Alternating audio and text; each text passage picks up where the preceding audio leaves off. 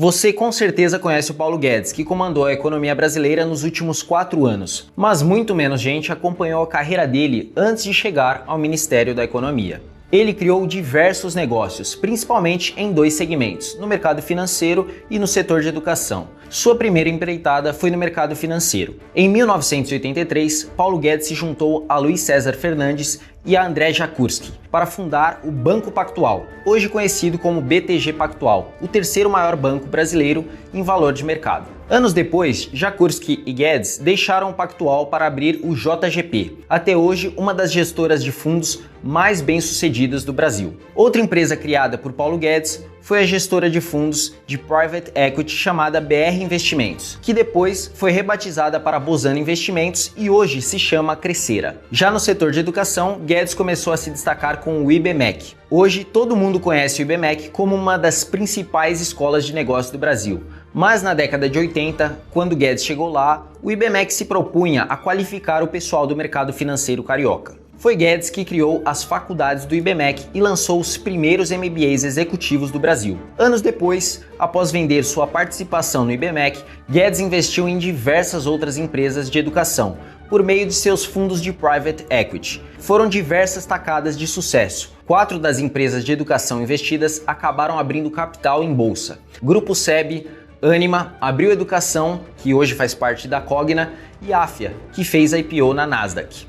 Antes de chegar ao governo, Paulo Guedes se desfez de todas essas participações em empresas privadas, seguindo as melhores práticas de conduta. Logo que deixou o governo, um dos seus grandes desejos era voltar a empreender no setor de educação. Por meio de uma parceria com o Grupo Primo, Paulo Guedes está lançando o MBA definitivo em macroeconomia e portfólio management. Esse curso é ideal para quem quer aprender a analisar cenários e fundamentos macroeconômicos. Guedes fez questão de construir um MBA que transmita conhecimento que pode ser aplicado. As técnicas de análise macroeconômicas ensinadas poderão ser aplicadas na tomada de boas decisões de investimentos, assim como Guedes fez durante toda a sua vida. Ele começou a prosperar como sócio do Banco Pactual, onde era responsável por prever se os planos econômicos seriam bem-sucedidos ou naufragariam. De acordo com os cenários traçados por Guedes, o banco se posicionava no mercado financeiro. Ele ajudou o Pactual a ganhar muitos milhões de dólares em operações financeiras. Na JGP e na Bozano, ele também ganhou fortunas fazendo previsões econômicas certeiras. E nesse MBA, ele vai ensinar você a fazer isso, seja para gerir seu próprio dinheiro, para cuidar dos recursos de sua empresa ou para você trabalhar no mercado financeiro. A primeira aula desse MBA começa em instantes. Nela, Paulo Guedes vai falar sobre as medidas que o Brasil deveria tomar para seguir no caminho da prosperidade. Ele vai fazer um balanço rápido de seus 4 anos no governo e, de uma forma bem honesta, vai falar sobre o que ficou por fazer. Vai propor uma agenda para que o país siga avançando e vai dizer o que o país não pode fazer para evitar o risco de cair em armadilhas parecidas com as que a Venezuela ou a Argentina caíram. Na segunda aula magna, que marca o lançamento do nosso MBA e que acontece nessa quarta-feira, você vai conhecer um Paulo Guedes que talvez nunca tenha visto. Guedes vai fazer uma análise política do Brasil. Não me entenda mal, ele não vai fazer análise do desempenho do presidente ou de seus ministros. Não é nada disso. Na verdade, o Paulo Guedes vai propor um arcabouço político que levaria o Brasil para a prosperidade. Todo mundo acha que a grande disputa de poder no Brasil é entre direita e esquerda. Mas o Paulo Guedes discorda. Ele diz que a disputa política brasileira pode se dar no campo da civilização ou da barbárie. Hoje estamos num campo intermediário e o PG diz o que falta para seguirmos rumo à civilização. Como a gente se transforma numa democracia de alto nível? Como alcançamos algo mais parecido com as disputas entre democratas e republicanos nos Estados Unidos ou entre trabalhistas e conservadores no Reino Unido? Você vai aprender nessa segunda aula. Já a terceira aula, que acontece na sexta-feira, vai tratar sobre aplicações financeiras. Nas 2 primeiras aulas, vamos aprender a analisar se estamos dando passos na direção correta do ponto de vista econômico e político. Na terceira aula, vamos aprender a nos posicionar no mercado financeiro, à medida que o cenário político-econômico vai melhorando ou piorando. Será uma aula sobre aplicações financeiras e gestão de portfólio. Essa série de 4 aulas gratuitas acaba na segunda-feira e na segunda-feira a gente vai abrir as inscrições para a primeira turma do MBA em Macroeconomia e Portfólio Management com Paulo Guedes. Esse vai ser o melhor MBA do Brasil para você aprender a analisar o cenário e os fundamentos macroeconômicos para tomar as melhores decisões de investimentos. Esse MBA é ideal tanto para quem quer aprender a gerir a própria carteira de investimentos ou o portfólio da sua empresa, como também para quem quer trabalhar no mercado financeiro. Olha como esse MBA vai ser incrível. Você vai ter aulas com Paulo Guedes e diversos nomes que trabalharam com ele no governo, como Salim Matar, Gustavo Montezano, Adolfo Saxida e Marcos Troirro. Vai ter evento presencial com Paulo Guedes, exclusivo para os alunos que se inscreverem na próxima segunda-feira, e a gente desenvolveu um simulador de investimentos e vamos fazer um campeonato entre os alunos. Os 3 com as maiores rentabilidades vão receber de volta 100% das mensalidades pagas no MBA. Vai ter convite para os alunos do MBA se tornarem consultores de investimentos no Grupo Primo, do Thiago Nigro. Você ainda vai ter acesso a uma ferramenta de inteligência artificial que vasculha toda a internet e mostra as vagas de emprego disponíveis, que mais têm a ver com seu perfil profissional. Não tem nenhum outro MBA no Brasil com tudo isso, hein? Antes de começarmos a primeira aula com PG, só tenho mais alguns breves avisos. Somente quem fizer parte do nosso grupo no WhatsApp pode ganhar uma série de presentes ao longo do nosso curso gratuito. Se você já está recebendo nossas mensagens no WhatsApp, significa que você já está cadastrado e não precisa fazer mais nada. Agora, se você chegou aqui pelo YouTube, e-mail ou outra forma, entre no grupo clicando no link que está aqui embaixo. Faça isso agora mesmo, porque somente quem estiver no grupo do WhatsApp vai receber um resumo gratuito das aulas magnas com o Paulo Guedes. Outro benefício incrível e exclusivo para quem estiver no nosso grupo do WhatsApp é ter o direito de cursar esse MBA com até 35% de desconto. E por último, hoje uma pessoa também vai ganhar uma bolsa integral para cursar o nosso MBA de graça. A gente também criou uma hashtag que você vai ter que escrever no campo de comentários aqui embaixo do vídeo. A hashtag da aula de hoje é #Caminho da Prosperidade. Deixe um comentário com um pequeno texto explicando por que o Brasil não pode voltar a cometer os mesmos erros do passado. O comentário mais criativo vai ser premiado com uma bolsa integral para cursar o MBA do Paulo Guedes, que a gente vai lançar nos próximos dias. Um exemplo de comentário, #Caminho da Prosperidade. A iniciativa privada e o liberalismo econômico são as maiores ferramentas de criação de riqueza em massa que o homem já criou. Fazendo algo tão simples quanto se cadastrar e deixar um comentário com a #Caminho da Prosperidade, você já vai ter a chance de ganhar a bolsa para esse MBA. Então, pause a aula e faça isso agora mesmo. Voltando agora ao assunto da nossa aula, hoje o Paulo Guedes vai trazer diversas propostas para o Brasil crescer de forma sustentável nos próximos anos, gerando riqueza para seus cidadãos. Não são propostas para resolver problemas pontuais como aumento de impostos, são propostas sofisticadas para aumentar o nosso capital institucional. Com vocês, Paulo Guedes. Eu estou muito feliz em me associar ao Grupo Primo, grupo de jovens digitais que querem distribuir conhecimento através das redes sociais, e eu poder compartilhar algumas das minhas reflexões com esse grupo em um curso de macroeconomia aplicada. Talvez não saibam muitos que em meados dos anos 80 o Brasil estava em meio a uma enorme turbulência econômica, rumo a uma hiperinflação, quando nós brasileiros inovamos o universo educacional, criando os MBAs executivos, os primeiros MBAs executivos. Universidades americanas lançaram isso uma década depois. E o objetivo era exatamente permitir que as pessoas conseguissem sobreviver em meio àquela turbulência. Nós tínhamos acabado de fundar o Banco Pactual, que virou um dos maiores bancos de investimento do país, e eu precisava de gente que conhecesse finanças.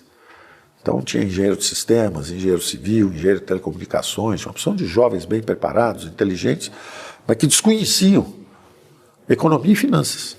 Ao mesmo tempo, lançando esse MBA executivo, esses cursos foram extraordinariamente eficientes para melhorar o desempenho dessas pessoas e das instituições.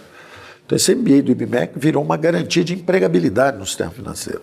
E o Pactual, por exemplo, treinou toda uma geração de jovens lá. São jovens gestores hoje de grandes instituições, gestores de asset management, uma geração muito bem formada. E essa indústria de treinamento executivo prosperou no Brasil, de forma que para mim é uma volta às origens, junto com o Grupo Primo, tá? Mais uma vez contribuindo agora em forma digital, através de redes sociais, contribuindo para disseminar o conhecimento. Esse conhecimento especializado promove aumento de produtividade das pessoas, melhores salários, ascensão profissional, ao mesmo tempo um melhor desempenho para as empresas, competitividade, eficiência, e o resultado de uma mão de obra mais treinada, melhor preparada, com cursos especializados, é justamente um país melhor. Agora vamos falar um pouco sobre a prosperidade das nações. Mas e os países? E aí nós falamos particularmente do Brasil. O Brasil já foi uma das mais dinâmicas economias do mundo. E não foi por poucos anos, 2, 3 anos, não. Foi por um século. O Brasil, durante 3 ou 4 décadas, foi a economia de maior crescimento no mundo. No século passado, durante 2, 3, 4 décadas, o Brasil cresceu 7,4%. A segunda economia que crescia mais rápido no mundo era o Japão, com 7,3%. O Brasil está um pouquinho na frente. E nós atraímos gente do mundo inteiro. A maior corrente de imigrantes japoneses fora do Japão. Brasil, maior comunidade de japoneses. Segunda maior comunidade de italianos fora da Itália. Terceira maior colônia de alemães fora da Alemanha. Mais libaneses no Brasil do que no Líbano. Gente do mundo inteiro vindo participar.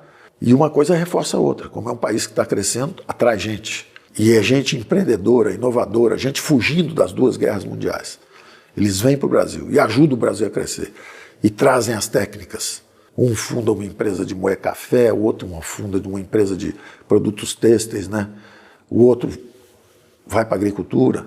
E essas correntes de imigrantes, de um lado, acontecendo para aumentar a produção agrícola. De outro lado, um movimento de urbanização, também as pessoas indo para as cidades, para os grandes centros urbanos. E o Brasil crescendo. Imagina 2, 3 décadas crescendo 7,4% ao ano em média. Extraordinário. Aí você fala, mas isso foi um período extraordinário. Vamos pegar um século, vamos pegar 100 anos. Surpresa. Brasil e Japão na frente de novo. Estão os dois lá. Você pegar os últimos 110 anos, de 1900 até 2008, 2009, era Brasil e Japão de novo. Os 2 primeiros lá na frente. Só que o Brasil começa a perder posição. Como eu disse primeiro, em 2 ou 3 décadas, o Brasil na frente e o Japão em segundo. Aí você pega os últimos 108 anos, de 1900 a 2008, aí já está o Japão em primeiro. Aí você entra nesse período mais recente, o Brasil continua descendo lentamente. Então o Brasil hoje é prisioneiro de uma armadilha de baixo crescimento. Ele perdeu a dinâmica de crescimento. Nós recuperamos essa dinâmica em pouquíssimo tempo, no meio de uma guerra da Ucrânia e no meio da maior crise sanitária que o mundo já enfrentou. Apesar disso tudo, a bússola do conhecimento, dos fundamentos de economia, nos permite enfrentar os maiores desafios com sucesso. As previsões é de que o Brasil cairia 10%. O FMI veio aqui e fez uma previsão de queda do Brasil de 9,7% do PIB. Bom, quem caiu 9,7% exatamente foi o Reino Unido, foi a Inglaterra. A Itália caiu mais de 8%, a França caiu mais de 7%, a Alemanha caiu 5,6%, o Japão caiu 4,5%, o Brasil caiu 3%. Menos do que todo mundo, porque tinha ferramentas econômicas. Criamos imediatamente a renda básica do cidadão, que na verdade era o Auxílio Brasil, emergencial. Então, dinheiro na mão foi a maior redução de pobreza em 40 anos. Por quê? Conhecimento econômico, de novo. Quer ajudar a pobreza? Dá o dinheiro direto para ele. Não dá para um grande ministério que depois vai passar para um banco público, que depois vai emprestar para um grande campeão nacional, que depois vai... Isso é como levar sorvete no deserto. Vai derretendo, derretendo, chega só a casquinha no final. Já derreteu no circuito. Então, na hora que nós criamos as transferências digitais, o Pix, e depositamos no bolso de cada brasileiro, todo mês, aquele recurso, o efeito renda foi instantâneo. O Brasil voltou em V, com alta velocidade. Ao mesmo tempo, amortecemos também o impacto, de novo, com conhecimento econômico. As empresas estão demitindo. O Brasil tinha 106 milhões de população economicamente ativa, 46 milhões tinham carteira assinada. 40 milhões eram os invisíveis, ninguém sabia, economia informal. O salário mínimo era R$1.000, só que tem os encargos trabalhistas, todos os encargos sociais. Uma empresa contrata uma pessoa por R$1.000, paga 2.000. Então, para os 40 milhões que tem carteira, 40 milhões estão fora. Cada um conseguiu um emprego e jogou o outro dentro d'água. Então, eram 46 milhões empregados, 40 milhões invisíveis, trabalhando na economia informal, e 20 milhões recebendo ajuda social. Nós pegamos 20 milhões da ajuda social, mais os 40 milhões de invisíveis, e demos o Auxílio Brasil para todos eles. E a resposta foi fulminante. A economia voltou em V, como nós dizíamos que ela ia voltar. E a queda foi menor. Da mesma forma, quando começaram as primeiras demissões, nos primeiros 60 dias, nós perdemos 1.500.000 empregos formais, 1.200.000 empregos formais. Nos primeiros 30, 40 dias, não deu nem 60 dias, a gente já tinha perdido mais de 1 milhão de empregos. Imediatamente criamos o benefício emergencial. É o seguinte, você vai demitir? Não demite.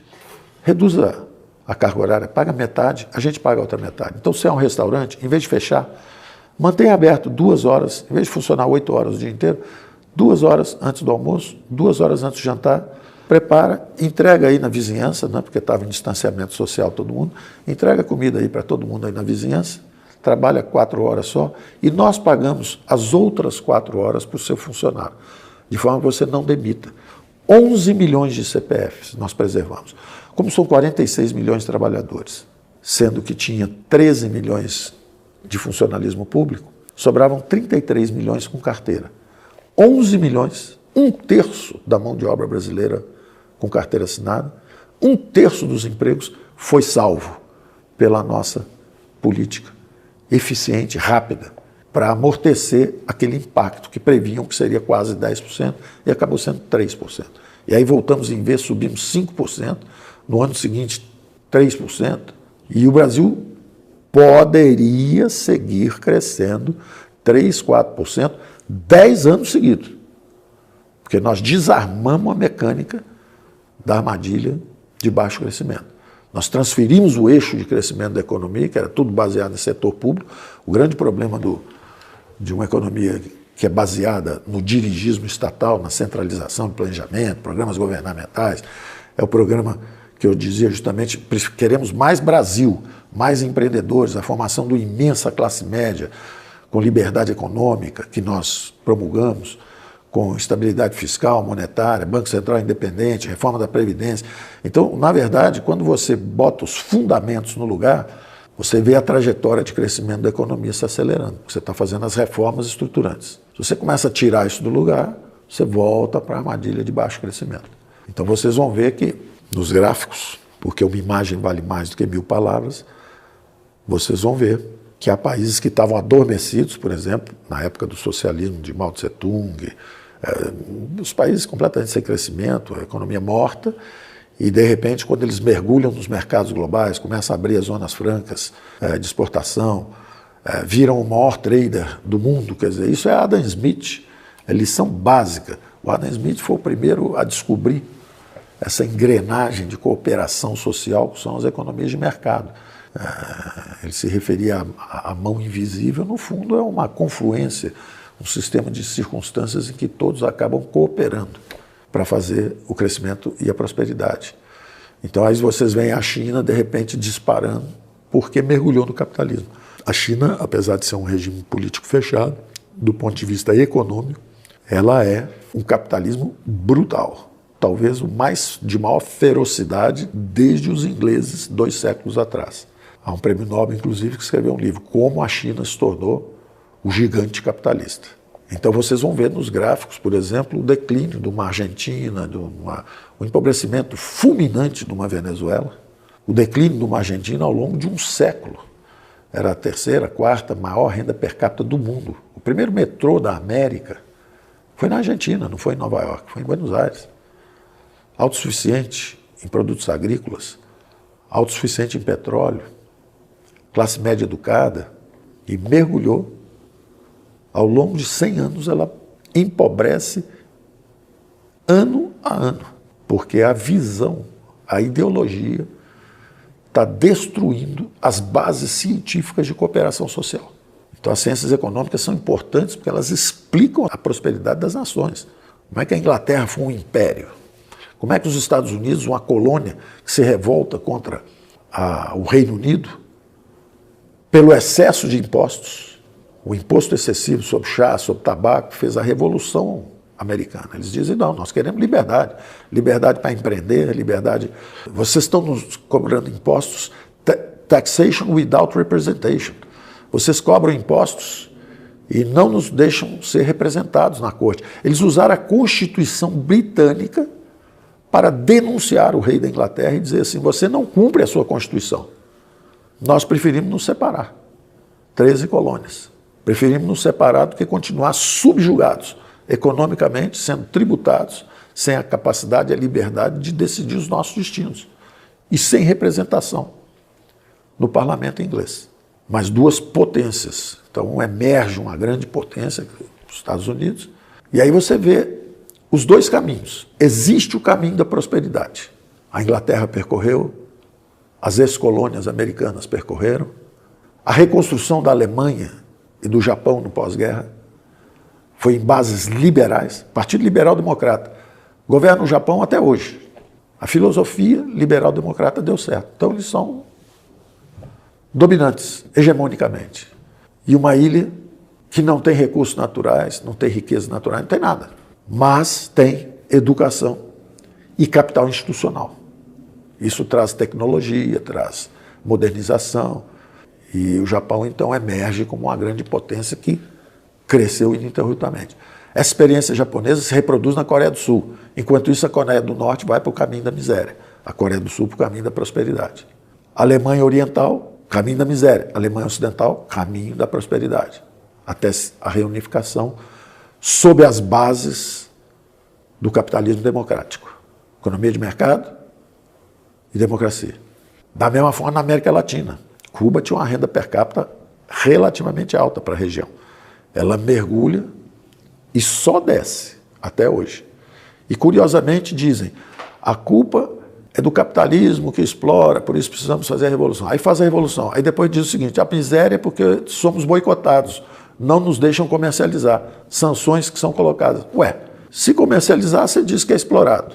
Se não comercializar, você diz que está pobre porque tem sanções, porque não deixam você comercializar. Quer dizer, não há sequer fundamento lógico na defesa ideológica da implementação das economias dirigistas e dos sistemas políticos fechados. Então são duas faces de uma mesma moeda. São os dois grandes algoritmos de coordenação e cooperação social que a humanidade descobriu ao longo de milênios. Eu diria até ao longo de séculos agora, mas eu posso dizer milênios porque 500 antes de Cristo já tínhamos uma democracia em forma incipiente, de Péricles na Grécia, e sempre tivemos economia de mercado, porque os fenícios, os babilônios, todos já praticavam, já comercializavam. Então são dois algoritmos de cooperação social que evoluíram. Não é meia dúzia de caras que se reuniram em torno de uma seita. Marx é um pós-ricardiano menor, do ponto de vista científico. Quando você fala de teoria econômica, o pai do socialismo, o marxismo, é um pós-ricardiano menor, baseado numa teoria totalmente equivocada. Teoria do valor-trabalho, manipulada por ele, e se transformou numa religião laica. Roubou a bandeira da prosperidade das grandes religiões, porque nós, humanos, somos fraternos, cooperativos, temos empatia. Há registros de animais que foram feridos milhares de anos atrás, não teriam condição de sobrevivência. Imagina um símio que tem os dois braços quebrados quando tinha umidade ainda jovem. Ele não conseguiria sobreviver na floresta. E quando você vai e examina a datação de carbono dos ossos, ele viveu até uma idade adulta, apesar da fratura ter registros anteriores. A tribo o protegeu. Então nós sempre fomos solidários. E essa fraternidade foi guardada através das grandes religiões. O socialismo roubou a bandeira das grandes religiões e, baseado numa teoria de valor-trabalho completamente superada, obsoleta, não explica nada do que a evidência empírica mostra, levou países e continentes à miséria e continua levando até hoje. Então nós vamos examinar também os fundamentos dessa prosperidade, que é uma expansão contínua da oferta, da produção agregada. É a acumulação de capital, máquinas, equipamentos, instalações industriais. A tecnologia que vem e amplifica a potência Da mesma forma, essas correntes migratórias que foram essenciais para desenvolver o Brasil, a dinâmica populacional brasileira, porque havia sempre a ameaça de uma miséria em massa. Imagina que a população brasileira chegasse a 1 bilhão e meio, como foi o desafio da Índia ou da China, a ameaça de miséria em massa. No caso brasileiro, a própria educação do brasileiro foi gradualmente levando à desaceleração da taxa de expansão demográfica. E como um alimentava o outro também, entravam os imigrantes, o país crescia mais rápido, crescendo mais rápido, trazia mais imigrantes.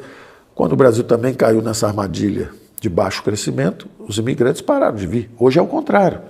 Os brasileiros com recursos já têm pouso lá fora. Tem casa em Miami, tem casa em Lisboa, tem casa na Itália, tem casa em Londres. Primeiro os mais afluentes vão desviando lá para fora seus recursos e suas residências e etc. Depois começa a classe média, porque é natural, chama-se brain drain, é a perda dos cérebros. O garoto se formou em ciência de computação, vai trabalhar no Brasil ou vai aceitar um emprego na Google? O engenheiro de telecomunicações vai também para um país mais avançado. Então você começa a perder gente da classe média. E depois os filhos também das classes menos abastadas começam a se deslocar. Você ganha 2, 3, 4, 5 mil dólares de repente entregando pizza em Boston. Ou cantando à noite em Barcelona como artista.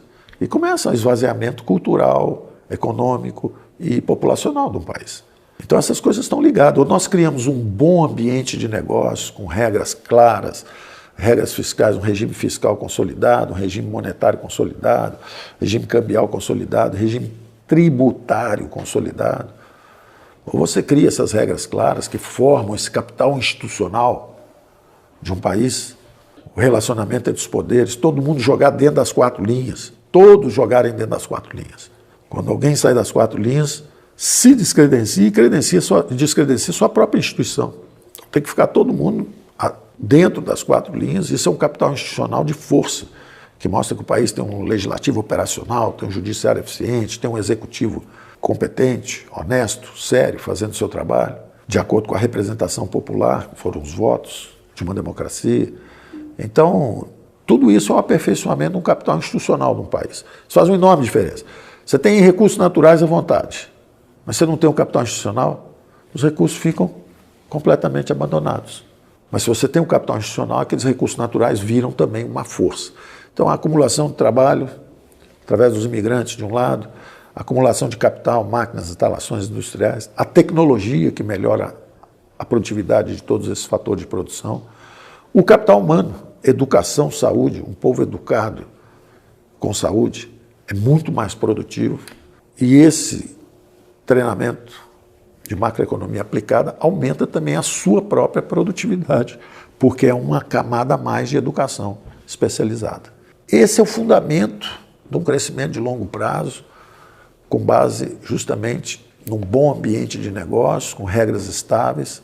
A gente nunca observa essa trajetória suave do país, uma trajetória de crescimento. Da mesma forma que vocês vão ver algumas tendências, o Brasil crescendo e depois prisioneiro dessa armadilha de baixo crescimento. Vocês vão ver uma Argentina afundando gradualmente através de um século e pouco. Vocês vão ver um mergulho da própria economia brasileira agora, poucos anos atrás. O PIB per capita, a renda per capita, mergulha fulminantemente, porque o PIB cai 3%, a população subiu um pouco, então ela mergulha, dá 2 mergulhos, mostra a velocidade com que você pode derrapar. E como você pode derrapar para um abismo econômico relativamente rápido. É muito interessante porque vocês vão ver que todo esse crescimento ele não acontece regularmente, ele não está escrito. O futuro não está escrito, depende de nós. Nós podemos tomar o caminho da miséria ou seguir num caminho da prosperidade. Isso é o que a gente chama da teoria do crescimento, mas você tem grandes oscilações, que são as flutuações cíclicas. Por exemplo, quando um Covid chega, ele é um impacto, ele é um choque de oferta negativo e ele causa uma brutal recessão. Aí você tem depois uma recuperação cíclica, a economia volta para o caminho de crescimento de novo. Às vezes, se for mal conduzido, você nunca mais chega naquele potencial. Se for bem conduzido, você chega rapidamente. 1 ano e meio, 2 anos, 3 anos, você já está lá e já está à frente do processo outra vez. Então, esses fundamentos nós vamos examinar.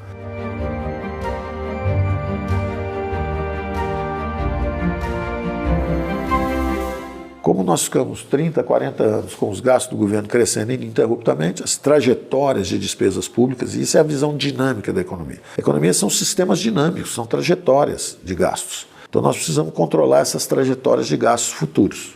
Praticamente tínhamos 3 principais gastos. O primeiro gasto era a Previdência, 700 bilhões de reais, subindo 30, 40 bilhões todo ano. Era um abismo fiscal à nossa frente. Então tínhamos que enfrentar uma reforma da Previdência. O nosso primeiro movimento foi justamente atacar os privilégios de um lado, ou seja, se você já ganha 30, 40 salários mínimos, 30, 40 vezes o que ganha alguém, um trabalhador comum. Teve a vida toda um salário extraordinariamente elevado, teve oportunidade de poupar, teve oportunidade de se educar, é de uma classe mais alta. Aí depois que você se aposenta, você quer que o Estado continue pagando a você 30 vezes mais do que paga para o cidadão comum? Está errado. Isso é um privilégio. Aliás, o governo brasileiro virou uma fábrica de privilégios. Privilégio para quem recebe mais na aposentadoria, privilégio para as empresas campeãs nacionais que recebiam crédito subsidiado com dinheiro do trabalhador, os fundos dos trabalhadores que ficavam no BNDES. E isso era emprestado para as grandes empresas, propriedade de grandes fortunas com dinheiro subsidiado. Então o governo brasileiro fazia transferências perversas de renda. Tira dinheiro do trabalhador, no fundo FGTS, ou mesmo no fundo PIS/PASEP, que tinha também no de funding na Caixa também, pegava o dinheiro do trabalhador e subsidiava grandes empresas, transferindo renda do trabalhador brasileiro para grandes empresários. Então, temos que acabar com esse privilégio e temos que fazer, de novo, uma mudança de regime. Sair do regime de repartição. Repartição é o seguinte, os jovens recolhem encargos trabalhistas e pagam para o mais velho. Qual o problema disso? É que é uma bomba relógio. Quando eu era jovem, eram 14 jovens para financiar um adulto. Recentemente, já eram só 6, 7 jovens para cada idoso. Daqui a 20, 30 anos, vai ser o contrário. A população envelhece, são 14 idosos para um jovem. Quebrou a Previdência. Então, é uma bomba relógio. Vai de reforma em reforma. A não ser que você mude o regime para capitalização. Tivemos sucesso em remover os privilégios, não tivemos sucesso em fazer a mudança para o regime de capitalização. Houve um bloqueio parcial da reforma por razões de falta de sustentação política, para ir um pouquinho mais profundamente. Eu acredito que é por falta de conhecimento. Os próprios trabalhadores e sindicatos estariam muito melhor protegidos se fossem, por exemplo, agentes gestores. Você representa um sindicato de trabalhadores, tem 20 mil, 30 mil, 40 mil. São 40 mil vidas que podem ajudar a gerir um fundo. Ou seja, eles recebem exatamente, não por enfrentar empresários, tentando extrair ganhos que não existem mais, né? Uma economia que não está prosperando na mesma velocidade. Não adianta o sindicato tirar mais do que consegue das empresas, mas podiam ajudar muito. Na verdade, ajudando a gerir esses recursos que eles trazem os seus trabalhadores e ajuda a gerir esse recurso, se moderniza e aumenta o mecanismo de acumulação de capital, porque tudo isso vai ser bem gerido e aumenta a aceleração de acumulação de capital, a economia cresce mais rápido, a produtividade é maior, etc. Então, primeiro nós atacamos esses privilégios na Previdência. Depois eram os gastos da reforma administrativa. O segundo maior gasto eram os juros da dívida. Os juros da dívida, 400 bilhões de reais ano. Por quê? Pela descoordenação de política monetária e fiscal. O fiscal frouxo, quer dizer, o governo gasta muito. E aí o Banco Central tenta frear a inflação. Fiscal frouxo, o governo gastando muito, o Banco Central tentando frear a inflação sozinho. É como se tivesse um com o pé no acelerador, outro com o pé no freio. Aí o juro vai lá em cima. Com o juro lá em cima, a dívida segue em bola de neve, subindo em bola de neve. Então nós temos que atacar isso. Como? Controlando a trajetória de gasto do governo, e aí o Banco Central não precisa ficar com o juros lá em cima. As despesas caíram de 400 bilhões, caíram 100 e poucos bilhões no primeiro ano, e mais uns 80 bilhões no segundo ano, vieram para 200 e poucos, 260, uma coisa assim. Então o segundo grande fator de despesa do governo desceu também quando nós mudamos o mix de política fiscal e monetária. Mas ainda fizemos mais, porque o que acontece? Vamos fazer as privatizações, porque aí você derruba o estoque da dívida. Com as privatizações você derruba o estoque da dívida. Então nós começamos a acelerar também as privatizações e a desalavancagem de bancos públicos. Em vez de financiarem os grandes campeões nacionais, em vez de você dar 10 bilhões para uma grande empresa, você dá só 5. Só que é para pequenas e médias e não para grande. Então você aumenta o crédito, nós, na verdade, democratizamos o acesso ao crédito, aumentamos os empréstimos para pequena e média empresa, mas permitindo a desalavancagem dos bancos públicos para devolverem o que deviam à União, pagarem à União. Isso também derruba a dívida e o serviço da dívida. Então, essa foi a estratégia, isso funcionou os 2, 3 primeiros anos, de repente chegou o Covid e botou a dívida de novo para cima, mas o Brasil é o único país do mundo, tirando a Arábia Saudita e Singapura, que é uma cidade-estado, cuja dívida PIB caiu. Ou seja, a nossa geração pagou pela guerra da Ucrânia e pela guerra do Covid. Nós não empurramos a conta para filhos e netos. Nós pagamos a guerra. Todos os outros países vão ter que pagar lá na frente. Os filhos e netos vão ter que pagar lá na frente. Principalmente os Estados Unidos, que agora, inclusive, tiveram a dívida remarcada para baixo. Uma queda na classificação de risco dos Estados Unidos, enquanto o Brasil melhorou o risco exatamente porque nós controlamos a dívida PIB, enquanto eles não. A média de aumento na dívida PIB no mundo inteiro foi 10,5%. O Brasil, ao contrário, quando a doença chegou, a dívida PIB era 76%, ela caiu para 73%. Nós devíamos menos ao final do governo do que no início do governo, porque estávamos atentos. Fluxos e estoque. Fluxos, tira o pé do acelerador fiscal, controla os gastos do governo de um lado, e aí o juro pode ser um pouco mais baixo. Isso medida de fluxo. Mudamos o mix de política fiscal e monetária. No estoque, reduzimos a dívida, privatizando e desalavancando bancos estatais, pagando a União.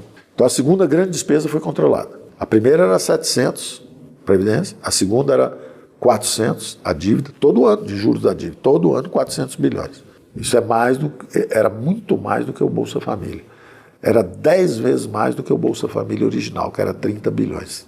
E nós estávamos gastando 10 vezes mais com o endividamento em bola de neve. A terceira maior despesa, salários do funcionalismo, que tinham tido um ganho de 50% acima da inflação ao longo de 17 anos. O que nós fizemos? Nós digitalizamos o serviço público. O Brasil ganhou o prêmio de melhor governo digital das Américas, à frente dos Estados Unidos, à frente do Canadá, e o terceiro melhor governo digital do mundo. Ou seja, nós aumentamos a produtividade do setor público dramaticamente, tanto que 40 mil funcionários se aposentaram e o governo digital compensou essa aposentadoria com maior produtividade dos mais jovens.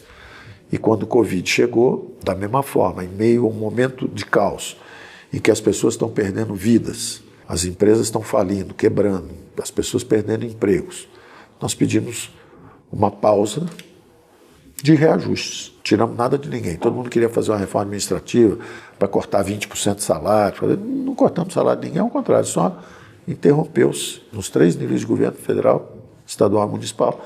Enquanto as pessoas estiverem perdendo vidas, perdendo emprego, as empresas quebrando, vamos suspender o reajuste um pouquinho, um ano e meio só, exatamente para poder compensar um gasto, segurar o outro. E isso funcionou. Tanto que no último ano já estava previsto um reajuste de 6%, 6,5% na verdade, que dava um pequeno aumento real. Mas aí houve uma opção política de gastar mais com obras, coisas assim. Era um ano eleitoral, em vez de dar o aumento do funcionalismo, que o dinheiro estava separado para isso lá, para dar um aumento de 6% para todo mundo. Feito esse controle dessas principais despesas, nós poderíamos então reduzir alguns impostos, como foi feito. O liberal-democrata controla os gastos do governo, derruba os juros, os investimentos privados entram, 980 bilhões de investimentos contratados em mineração, em ferrovias, em petróleo, concessões, aeroportos, privatizações, um fluxo, 2 planos Marshall, 2 vezes mais dinheiro do que foi usado para reconstruir a Europa no pós-guerra. Com a mudança dos marcos regulatórios, cabotagem, saneamento, todas essas mudanças de marcos regulatórios atraem investimentos. A retomada dos leilões de petróleo, dos poços, todos esses leilões atraem investimentos. Nós tivemos compromissos de 10 anos, em torno de quase US$1 trilhão, compromissos assumidos que estão em andamento, exatamente porque nós mudamos esse equilíbrio. Em vez de ser o governo tentando puxar a economia, os juros altos, e mata esse trilhão de investimentos privados, é o contrário, você controla os gastos do governo e a liquidez do mundo inteiro vem para o país para investir e fazer o país crescer. São dezenas, centenas de investidores, grandes operadores internacionais entrando e milhares, milhões de investidores financeiros colocando recursos para fazer toda essa transformação econômica no país, a transformação do Estado brasileiro, saindo da área, justamente das áreas onde ele estava, que não são atividades fim de um governo. Atividade fim de um governo não é petróleo, é saúde, educação, saneamento, são as coisas, segurança pública. E as coisas foram acontecendo. É evidente que seria muito melhor ter conseguido fazer o Pacto Federativo desde o início, a reforma tributária, a reforma administrativa. Nós fizemos a reforma da Previdência, destravamos leilões de petróleo no primeiro ano, aprovamos a Lei de Liberdade Econômica, as reformas microeconômicas, democratizamos o acesso ao crédito, fomos fazendo aquelas mudanças importantes. Por isso que eu tinha certeza que o país não ia cair 10%, ia cair 3% quando chegou o Covid, porque eu sabia que o organismo já estava ficando mais resistente. E aí, com as medidas que nós fizemos, o organismo começou a se recuperar e a economia se recuperou. E continuamos, no segundo ano, fizemos todos os planos de combate à pandemia. No terceiro ano, retomamos as reformas estruturantes, né? Fizemos marco de saneamento, continuamos fazendo cabotagem, continuamos fazendo. E independência do Banco Central, né? Quando a inflação começou a subir, nós dissemos, olha, antes que esse aumento transitório e setorial de preço, que eram preços de alimentos e preço de material de construção, que estavam subindo no início do Covid. Antes que isso se generalizasse e perdêssemos o controle, independência do Banco Central. Porque um Banco Central independente, ele sabe que a missão dele é garantir a estabilidade de poder de compra da moeda, ou seja, o valor de compra das aposentadorias, dos salários, da poupança. E a forma de você manter o valor de compra é justamente esse sistema que nós temos de metas de inflação. Quando a inflação sobe e escapa da meta, fugiu da jaula, a variável de controle, que são os juros, começa a subir e a inflação desce e volta para a jaula. Da mesma forma, nós precisávamos de uma meta de endividamento, ou seja, uma faixa. A dívida brasileira pode ficar entre 60% e 80%. Quando ela escapa dessa faixa, você precisa das variáveis de controle, que foi exatamente o que nós fizemos.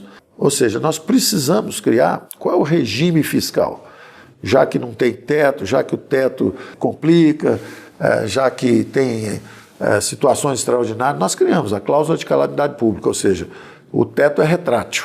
Quando tem um desastre, tem uma guerra, tem qualquer coisa, você vai lá, aperta o botão, que é a cláusula de emergência, cláusula de calamidade pública, o teto abre e você gasta, foi o que nós fizemos, mas em despesas transitórias, com a guerra, com o Covid, o que for. Acabou a guerra, você aperta o teto, ele baixa de novo e trava. Esse era o regime que existia. Mudou-se agora, está indo em direção a um arcabouço fiscal diferente, mas nós já tínhamos a visão de que tem um instrumento muito mais simples e muito mais efetivo. Da mesma forma que tem a meta de inflação e o juros sobe ou desce de acordo com a trajetória da inflação, você tem que ter a meta de dívida. E na hora que o endividamento estiver crescendo muito rápido, você acelera privatizações, você usa suas variáveis de controle, controla gastos, usa suas variáveis para jogar a dívida de volta para a jaula, para ela ficar lá dentro. Então, a sustentabilidade fiscal é basicamente um fenômeno financeiro. Você tem que manter uma estabilidade fiscal, seja porque você vai aumentar os impostos, o social-democrata gosta de aumentar impostos, nós preferimos controlar os gastos, o liberal-democrata. Mas a ciência econômica diz que os dois são válidos. Num caso, a gente pode crescer mais rápido se o setor privado é que for quem puxa a economia. No outro caso, quem aposta em governo acha que vai crescer mais rápido se fizer aposta no governo e aumentar os impostos. Não é o que a teoria econômica mostra. Os governos dirigistas todos tiveram uma performance muito inferior às democracias liberais. A exceção recente é a China.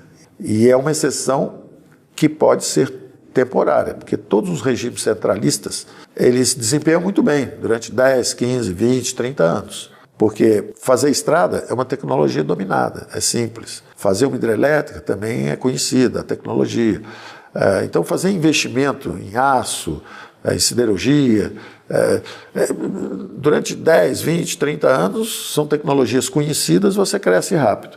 Mas o sistema centralizado não tem inteligência suficiente, porque o vigor da nossa espécie, inclusive, é essa, é a nossa diversidade. Um inventa aqui uma aplicação da internet, o outro inventa o carro elétrico, o outro inventa Google, o outro inventa... Ninguém sabe o que vai ser mais efetivo. Então, o bom é justamente essa descentralização de inteligência, que uma vez que isso é um princípio básico, o filósofo da ciência dizia, quanto maior o número de experimentos, maior o ritmo de progresso. Porque você experimentou várias coisas, um deu certo, todo mundo vai e copia aquilo e aquele é o certo. Se é centralizado, é o ministro do planejamento ou é o primeiro-ministro que sabe o futuro e que vai decidir que programas vão ser os mais efetivos? Como é que esse cara pode saber tudo? Tem que ser descentralizado. Feito esse controle do lado de cá, devia ter a reforma tributária, agora nós vamos em direção à reforma tributária, e os princípios também são conhecidos. Tem um pacto federativo, pelo qual cada instância de governo determina os seus impostos. Tem uma inexorabilidade técnica, você tem que sair de bases pouco eficientes, como faturamento, onde você tem cumulatividade de impostos. Você sai de faturamento, sai de folha de pagamentos, o que causa desemprego em massa. Os encargos sociais e trabalhistas são armas de destruição em massa de trabalho. E essas reformas estruturantes sofreram um abalo, um atraso, exatamente porque o Covid chegou. Então a reforma tributária acabou não acontecendo. Existem vários detalhes, mas isso é material para as nossas conversas futuras, reflexões futuras. Mas é importante entender que a agenda de reformas continua.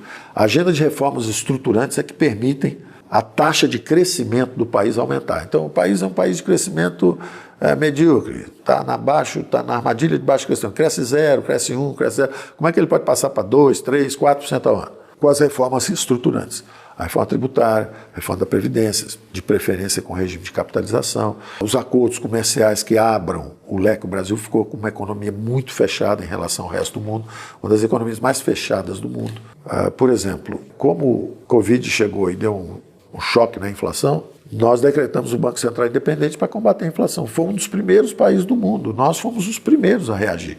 Seguramos o fiscal e o Banco Central independente. Ele foi o primeiro a subir o juros, já está começando a baixar. Os outros países do mundo ainda estão subindo o juros, a gente já está baixando. Exatamente porque nós tínhamos a noção de que tínhamos que reagir rápido. Eu várias vezes nos eventos internacionais fui lá e disse, olha, vocês estão dormindo ao volante, vocês estão atrasados, o Brasil vai surpreender vocês, o Brasil vai crescer mais rápido, vai cair menos, vai voltar mais rápido, vai desempenhar melhor. Se você pegar esse período, o Brasil foi um dos melhores desempenhos.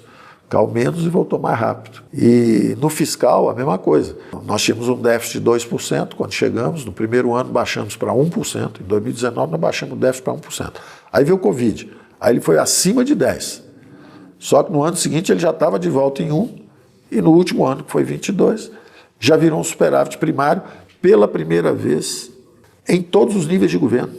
26 estados com superávit primário. Distrito Federal com superávit primário. 5 mil municípios com superávit primário. Governo federal com superávit primário. Estatais com 200 bilhões de superávit. Então, quando você tem eficiência, você consegue ter a fraternidade do outro lado.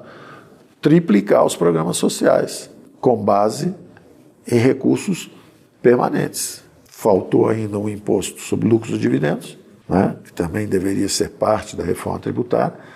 Tinha sido, inclusive, aprovado na Câmara de Deputados para permitir justamente esse pagamento de mais R$200 no então auxílio emergencial, hoje Bolsa Família. Então, um governo que seja eficiente, que gaste pouco, seja bem gerido, ele consegue ter maior alcance social. Os programas sociais podem ser maiores. Então ele pode ter essa meta um pouquinho acima. E da mesma forma, nós vamos discutir também a faixa de reservas. Como é que eu sei que o Banco Central está fazendo um bom trabalho e não está ajudando a reeleição de alguém? Como é que eu sei que o Banco Central não está com o câmbio fora do lugar? Você sabe que a taxa de juros está no lugar se a inflação estiver de volta na casinha, estiver na meta de inflação. A inflação está lá, quer dizer que a política de juros está sendo praticada, bem praticada. Eu acho que no caso das reservas é a mesma coisa. O que impede um Banco Central de levar a zero as reservas para reeleger alguém? Já aconteceu no Brasil isso.